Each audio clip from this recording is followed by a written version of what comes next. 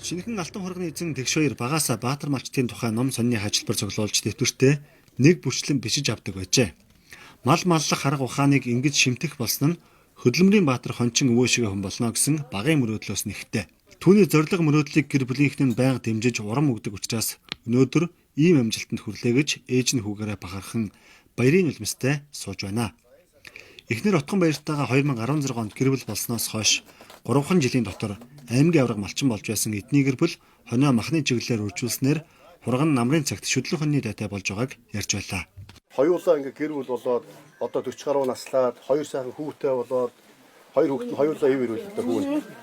За дээрэс нь 2000 малын одоо малтаа болж 2000 малтаа. За 500 гаруй одоо төл энэ жил төллүүлж ингээд алтан төлөө эзэн болж байгаа. Энэ сайхан одоо хүнтэй шагналыг танд бас гардуулах болсон байх. Завшаантай гэж бодож байна. Тэгээд шагнал. Алтан төлөө эзэн болсондоо манай гэр бүл маш их баяртай байна. Манайх өнгөрсөн жил 500 орчим төл авсан. Үүний 350 орчим нь Зүй аймгаас авчирсан махны чиглэлийн хусны төлөвтэй. За хуцнууд маань анх ирсэн жилдээ жоохон торсон ч одоо бол насаад их сайхан болж байгаа. Би хоньноос гадна бусад малаач ашиг шимтэй байдлыг харж өсгөж байна.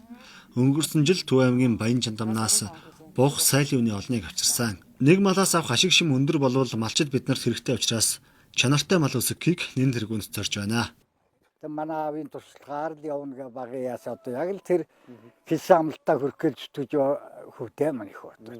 Махны чиглэлийн уцнаас бол одоо яг энэ дотор энд сумаасан тавьсан уцнуудын төлөөс бол хамаагүй л байгаа юм. Хийх хүнд арга олддог, хийхгүй хүнд шалтгаан олддгоо гэдэг үг байдаг. Хэдийгээр гэр бүлийн хоёр хоёулаа хэл сонсголын бэрхшээлтэйч малд хайртай, уйггүй хөдөлмөрч зантай гэдгийг нь нутгийн ярьж байлаа. Тухайлбал гэрээ эзэн Тэгш 2 жилийн 4 улиралд хоньныхоо дэрэгдээс холддоггүй, газрын нүдийг олж нүүдэлдэг учраас ган зудтайд ч өнчин хурганы гарцгүй байдаг талаар ярьж байна. Тэгш 2 ах маань болохоор одоо бас онцлог ийм хүн байгаад байгаа. Тэгээ хөгжлийн бэрхшээлтэй гэр бүлээрээ бол үнэхээр ингээ мал ухааныг бол одоо үнэхээр одоо хоёр үүсгэлээр зүтгэж байгаа ийм одоо хөдөлмөр залуучууд байгаа. За алтан төлөвийн тухайд бол одоо нэг малчин буюу одоо Тэгш 2-ийнхаа тодорхойлтыг явуулсан байгаа. Тэгээ энэ маань бас одоо дэмжигдээд нутгийн орондоо өнөөдрөөс ард түмэнтэйгээ баяраа хуваалцаж байгаа бас туйлын баяртай байна. Өнгөрсөн жил 500 гаруй төл авчээ. Даруйн нуруунд ийм төл авнаа гэдэг хамаргүй ажил. Хавар шин ногоо хөөж асгасан шагаа шиг тарсан малыг хадан хисаа гууж алга бүрт ханган амьтад элдв махчин шуунаас эхлээд хоргоо хамтан олон гэдгийг үе үеийн бааtruуд онцлон ярьдаг байжээ. Гэвч Тэгш 2 авдар ном уншиж бааtruудын арга ухааныг судалсны үр дүнд өдий зэрэгтэй явна.